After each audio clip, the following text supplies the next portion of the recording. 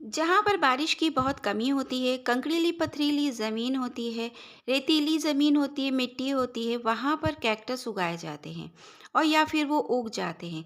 वहाँ केयर करने वाला कोई नहीं होता है, लेकिन ये अपने आप ही ग्रो होते रहते हैं, कुदरत उन्हें ग्रो करती है। अस्सलाम वालेकुम friends, welcome to my channel Shabnoor Ali. आप यहाँ देख रहे हैं प्रिकली पियर यानी नागफनी का पौधा, जिसको मैंने 3 या 4 साल पहले ग्रो किया हुआ था। ये अब फ्रूटिंग के लिए तैयार हो रहा है और फ्लावरिंग भी कर रहा है। तो अगर आज का ये वीडियो देखेंगे तो इसकी मेडिसिनल वैल्यू और कीमत पता चल जाएगी। पत्ते के बिल्कुल टॉप पर ये जो आप कली जैसी संरचना देख रहे हैं, ये इतने सारे फ्रूट बनेंगे क्योंकि ये कलियां हैं और इसी पर फूल खिलता है और इसी में बाद में फ्रूट बनते हैं। लास्ट ईयर भी इसमें इन्हीं टाइम में यानी कि गर्मियों के टाइम में ही इसमें फूल आए थे और लेकिन मैंने फ्रूट बनते हुए नहीं देखा था। फूल भीगने के बाद गिर गए थे और फल नहीं बन पाए थे। इसके फल बनने में काफ़ी टाइम लगता है और शायद मुझे नॉलेज ना होने की वजह से मैंने उनका ध्यान नहीं दिया था। लेकिन इस बार मैं सोचती हूँ कि जैसे ही इन कलियों में फूल खिलेंगे तो मैं पानी वगैरह उसके ऊपर कम डालूँगी। पौधे में भी कम ही पानी दूँगी ताकि मैं फ्रूट बनते देख सकूं। इसका फ्रूट बहुत कीमती होता है और बहुत ही ज़्यादा हेल्दी होता है।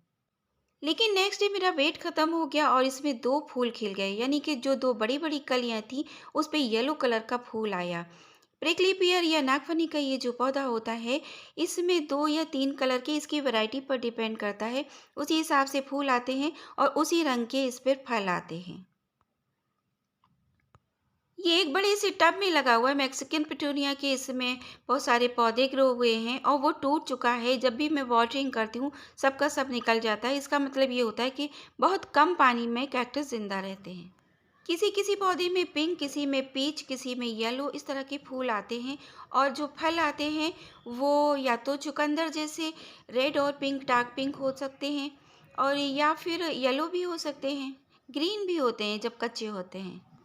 इसमें इतने सारे जो आप कांटे देख रहे हैं ये एक्चुअली कैक्टस के पत्ते हैं और जो आप पत्ते समझ रहे हैं ये एक्चुअली इसके स्टेम्स होते हैं जिसमें कि पानी बहुत सारा होल्ड करके ये रखते हैं। इसको बहुत ज़्यादा पानी की इसीलिए नहीं ज़रूरत पड़ती है कि अगर बहुत दिन तक आप 10 से 15 दिन तक पानी भी नहीं देते हैं तो ये अपने इन स्टेम्स के ज़रिए पौधे को सरवाइव करता रहता है। दूसरे दिन देखा 2 फूल सूख गए और 2 और निकल आए। ये देखिए कितने खूबसूरत से। अब इसमें 4 हो गए यानी 4 फल बनने के लिए तैयार हैं। ये प्रोसेस आप ज़रूर देख लीजिए इस कैक्टस प्लांट का, क्योंकि बहुत कम ऐसा कोई बताने वाला मिलता है और मैंने बहुत सर्च किया। मैंने देखा कि फल कैसे बनता है, फल कैसे बनता है, फूल कैसे आता है, लेकिन मुझे कहीं मिल नहीं रहा था।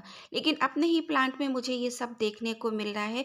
मैं अपने आप को खुशकिस्मत समझती हूँ और ऐसा वीडियो आप भी अगर देख लेंगे तो इस प्लांट से प्यार कर बैठेंगे, इनके कांटों से नफ़रत नहीं करेंगे और इसकी वैल्यू को समझेंगे।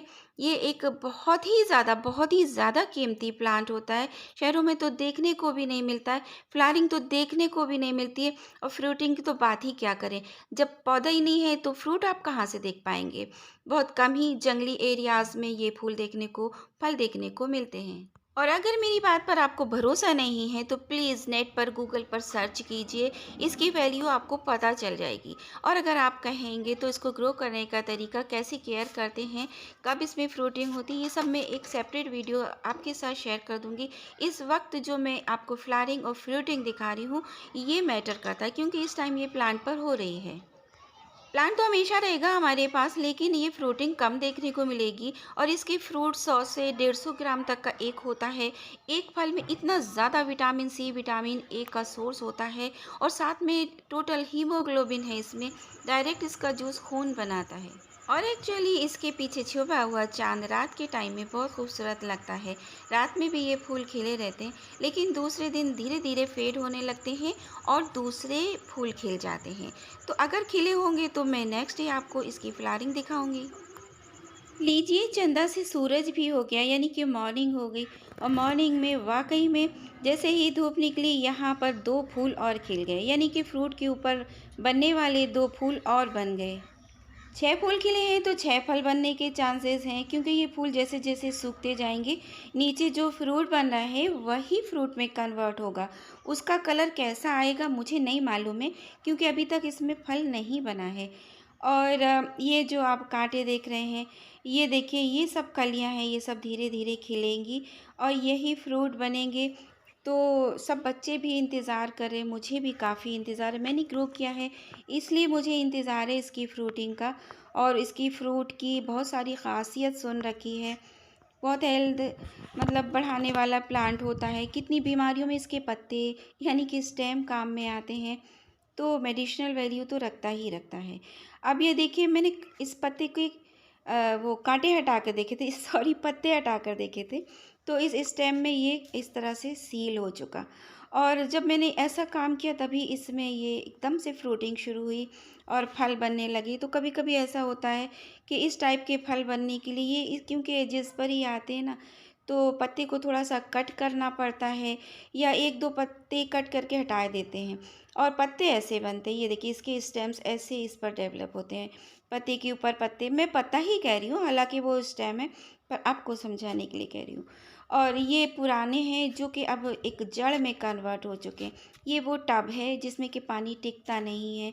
तो रेगिस्तानी पौधा है, इज़राइल, भारत और रेगिस्तानी इलाकों में, मेक्सिको में ये प्लांट की खेती की जाती है और इसके फ्रूट बहुत ज़्यादा कीमती होते हैं और मार्केट में बिकते भी हैं। अच्छा, इसको ग्रो करने के एक आइडिया दे दूँ तो जैसे पत्ते टूट जाते हैं, मैंने क्या किया था बिल्ली को रोकने के लिए, क्योंकि इस कंटेनर को वो चढ़-चढ़ कर तोड़ देती थी, तो मैंने सोचा कि चलिए एक पत्ता काट कर यहाँ रख देते हैं।